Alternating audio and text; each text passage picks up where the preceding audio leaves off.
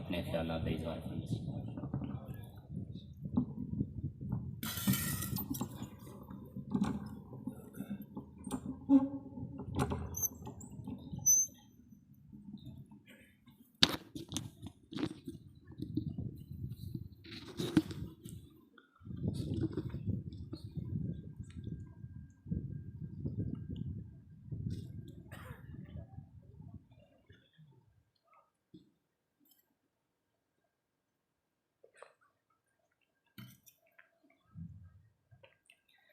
الحمد للہ الحمد للہ رب العالمین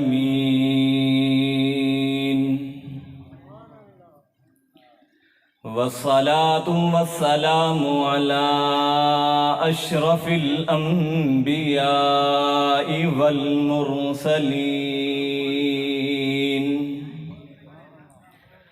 وعلى آلہ واصحابہ الطیبین الطاہرین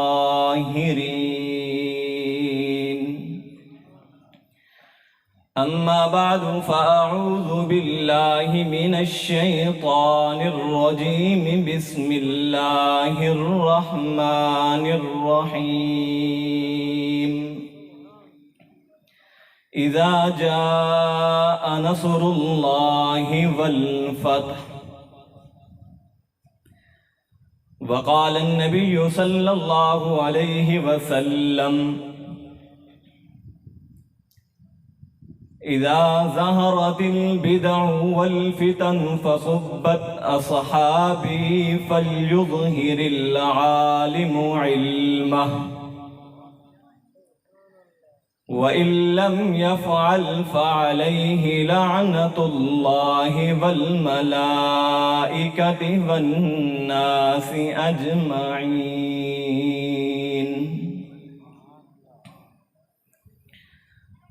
صدق اللہ العظیم وبلغنا رسوله النبی الکریم ونحن على ذلك لمن الشاهدين والشاكرين والحمد لله رب العالمين۔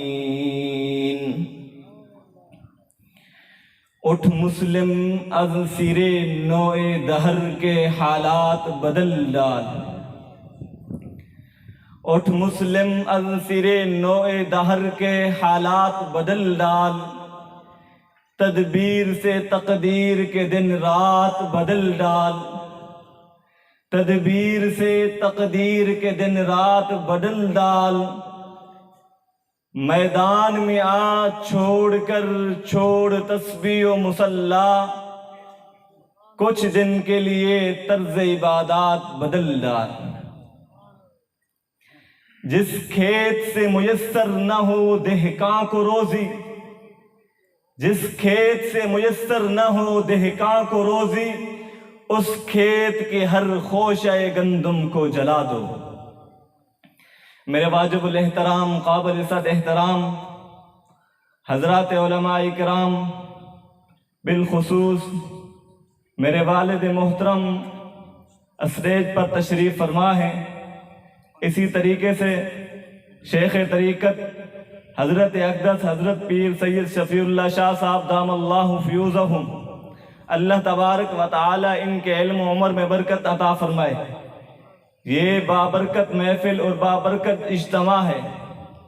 میں آپ حضرات کے سامنے کوئی لمبی چوڑی گفتگو نہیں کروں گا، مختصر بات کروں گا، لیکن آپ جاگنے کا ثبوت دیں گے تو تب، ورنہ بات کرنے کا کوئی فائدہ نہیں ہے۔ جس طریقے سے آپ بیٹھے ہوئے ہیں، محسوس ایسا ہوتا ہے کہ جی تقریر بھی نہیں کرنی چاہیے اور دعا کرا کے آپ کو گھر بھیج دینا چاہیے۔ آپ ایسے بیٹھے ہوئے ہیں نا، تھوڑا بیداری کا ثبوت دیں۔ ماشاءاللہ۔ اب مجھے پتا چلا کہ جتوئی شہر کے لوگ بہت ہی بیدار لوگ ہیں، تو میں آج آپ لوگوں کی بیداری کو دیکھنا چاہتا ہوں۔ آج میں نے قرآن مجید کی ایک آیت مبارکہ تلاوت کی ہے اور ایک احادیث مبارکہ تلاوت کی ہے، جس کا مفہوم مختصر لفظوں میں آپ کے سامنے رکھنا چاہتا ہوں۔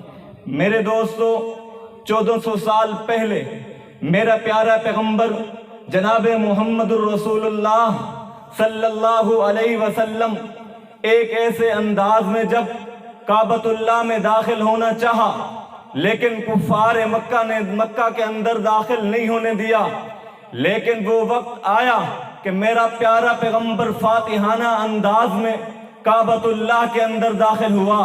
تو میرے دوستو، 1400 سال گزرنے کے بعد دنیا نے یہ نقشہ دوبارہ دیکھا۔ 1400 سال گزرنے کے بعد دنیا کی سپر پاور طاقتیں، دنیا کی واحد سپر پاور طاقت جو ایک اللہ ہے، وہ اس کے ساتھ مل کر دنیا کی طاقتوں نے مقابلہ کیا۔ اس وقت بھی کفار مکہ نے میرے اللہ کی طاقت کو للکارا تھا۔ انہوں نے میرے پیارے پیغمبر کو کعبۃ اللہ کے اندر طواف نہیں کرنے دیا تھا، لیکن وقت کا پانسا پلٹا تو میرا پیارا پیغمبر 10,000 جانثاروں کے ساتھ کعبۃ اللہ میں داخل ہوتا ہے اور فتح کرتے ہوئے کعبۃ اللہ کے اندر داخل ہوتا ہے۔ کہیں خون خرابی بھی نہیں ہوتی۔ 1400 سال گزرنے کے بعد افغانستان کی سرزمین پر بھی صحابہ محمد کے ماننے والے، پیغمبر کے غلام، پیغمبر کے صحابہ کے غلام بھی کابل کے سرحدوں پر، کابل کے ایسے شہر پر داخل ہوتے ہیں، وہاں بھی لا الہ الا اللہ کا نظام نافذ کرنے کے لیے اس ملک کے اندر داخل ہوتے ہیں۔ تو جس طریقے سے 1400 سال پہلے میرا پیارا پیغمبر فاتحانہ انداز میں داخل ہوا، کوئی آدمی قتل نہیں ہوا تھا۔ ہاں، ان لوگ جو انہوں نے پیغمبر علیہ السلام کے غلاموں کے ساتھ ہاتھ پائی کی تھی، وہ ذلیل ہوئے تھے، رسوا ہوئے تھے، لیکن پیغمبر علیہ السلام نے واضح طور پر اعلان فرمایا تھا، آج میں فاتحانہ انداز میں داخل ہو رہا ہوں۔ آج میں کسی کے ساتھ ذاتیات کی جنگ اور کسی کے ساتھ لڑنا نہیں چاہتا، خون خرابی نہیں کرنا چاہتا۔ آج عام معافی کا اعلان ہے، چاہے کوئی بھی آ جائے۔ پیغمبر علیہ السلام نے آج عام معافی کا اعلان کر دیا ہے۔ تو میرے دوستو، آج لوگ سوال کرتے ہیں کہ بتاؤ مکہ کیسے فتح ہوا، غزوہ احد کیسے فتح ہوا، بدر کیسے فتح ہوا؟ تو میں ان نادانوں کو کہنا چاہتا ہوں، تم دور جانا چاہتے ہو، تم افغانستان کو دیکھ لو۔ یہ افغانستان جس طریقے سے فتح ہوا، خون خرابہ بھی نہیں ہوا، لیکن ایسے پیار سے، محبت کے ساتھ انہوں نے پورا ملک کو فتح کر کے لا الہ الا اللہ کا پرچم لہرا دیا۔ یہ لا الہ الا اللہ کی برکت ہے، یہ لا الہ الا اللہ کے ماننے والوں کی برکت ہے۔ آج ہم پیغمبر کے نام لینے والے ہیں۔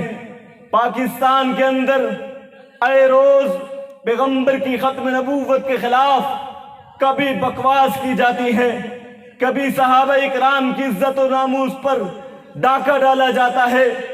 وجہ کیا ہے کہ یہ لا الہ الا اللہ پر بننے والا ملک، جس ملک کا قانون یہی ہے کہ ختم نبوت کا انکار کرنے والا کافر ہے، آج وہ کافر پاکستان کی سرزمین پر کیوں اتنی حشاش اور بشاش ہے؟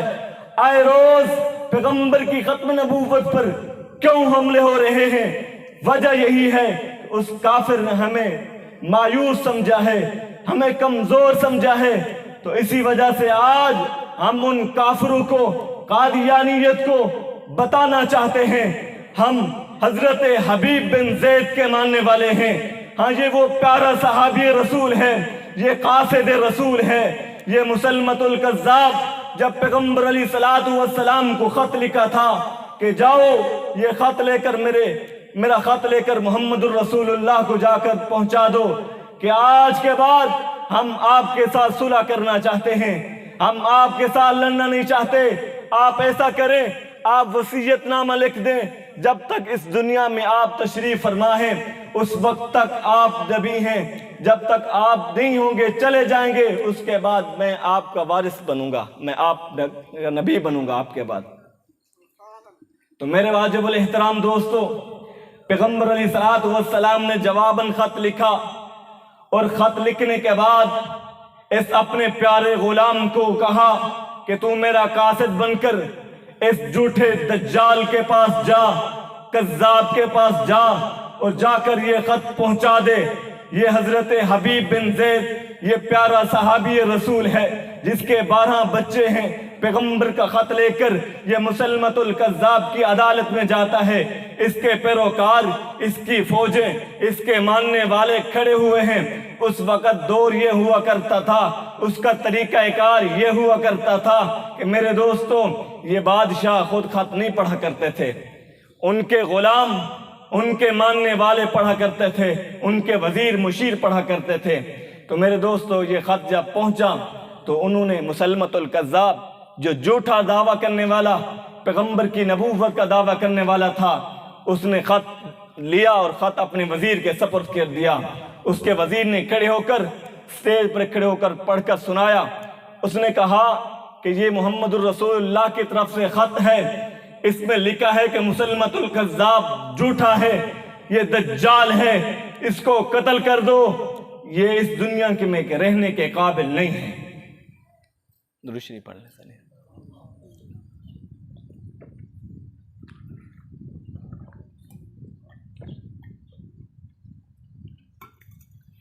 میرے دوستو، جب یہ خط وہ وزیر ان کا پڑھ کر سنا رہا تھا، مسلمۃ الکذاب طیش میں آیا اور انہوں نے کہا کہ رک جا، اب میں اس سے مخاطب ہوتا ہوں، قاصد رسول سے، پیغمبر کے غلام سے مخاطب ہوا۔ کہا کہ حبیب، آپ بتائیں کہ یہ خط جو لکھا ہوا ہے، آپ اس کے بارے میں آپ کی رائے کیا ہے؟ آپ کیا کہنا چاہتے ہیں اس خط کے بارے میں؟ تو اس نے کہا کہ میں پیغمبر کا ماننے والا ہوں، پیغمبر کا غلام ہوں، جو خط میں لکھا ہوا یہ حق اور سچ ہے، آپ جھوٹے ہیں، آپ دجال ہیں، ہم آپ کو نہیں مان سکتے۔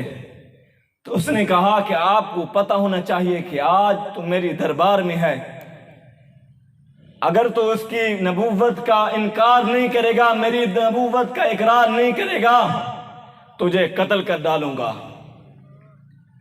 تو اس نے پھر کہا کہ اب بتا تیری کیا رائے ہے؟ پھر جب ان سے مخاطب ہوا، اس نے کہا کہ میں آپ کی بات سننے سے عاجز ہوں، میں بہرا ہو چکا ہوں، میں آپ کی بات نہیں سن سکتا۔ اس نے پھر مخاطب ہوا، جب اس نے کہا کہ میری بات تجھے سمجھ نہیں آتی، میں حاکم وقت ہوں، اس نے للکار کر کہا تیری حیثیت نہیں ہے کہ میں تیری بات کو سنوں۔ یہ پیغمبر کا غلام، پیغمبر کا جانشاں، پیغمبر کا قاصد، اس نے کہا کہ میں آپ کی بات سننے کے لیے تیار نہیں ہوں۔ اس نے اپنے جلاد کو کہا کہ تلوار اٹھاؤ اور اس کا ایک ہاتھ کاٹ دو، ایک بازو جدا کر دو۔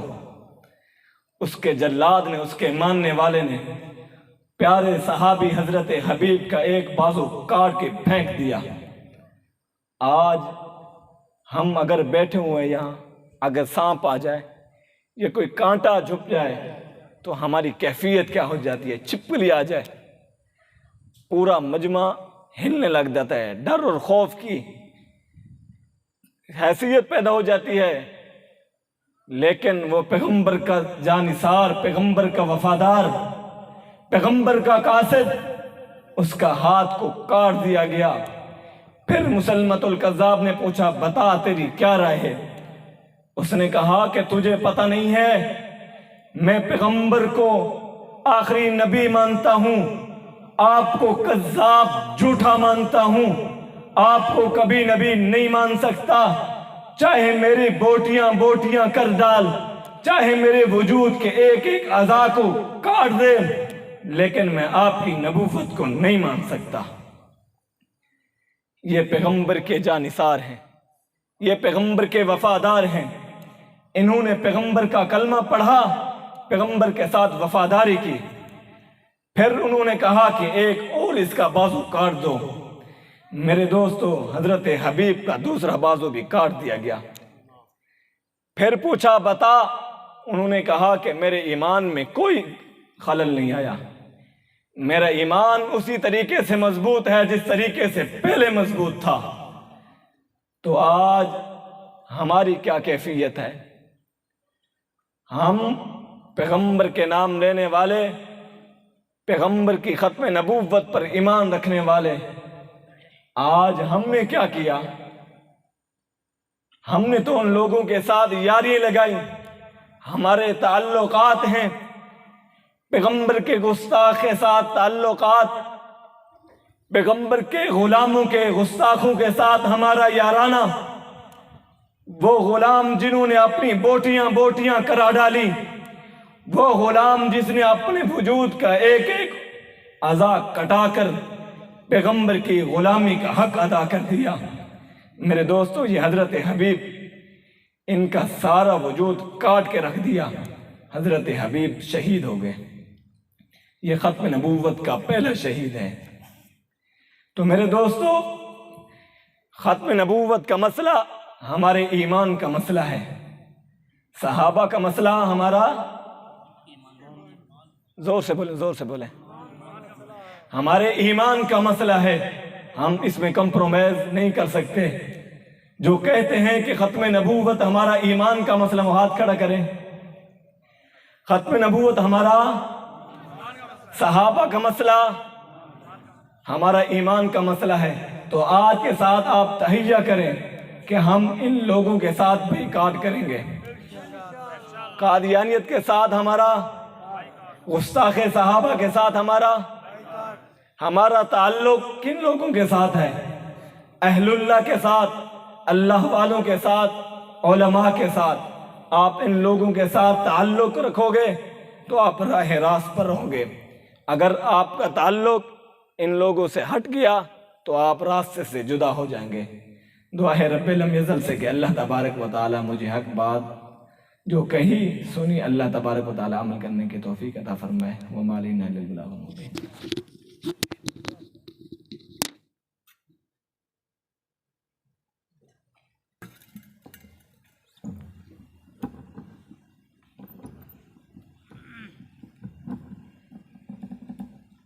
ماشاءاللہ بہترین انداز دے اندر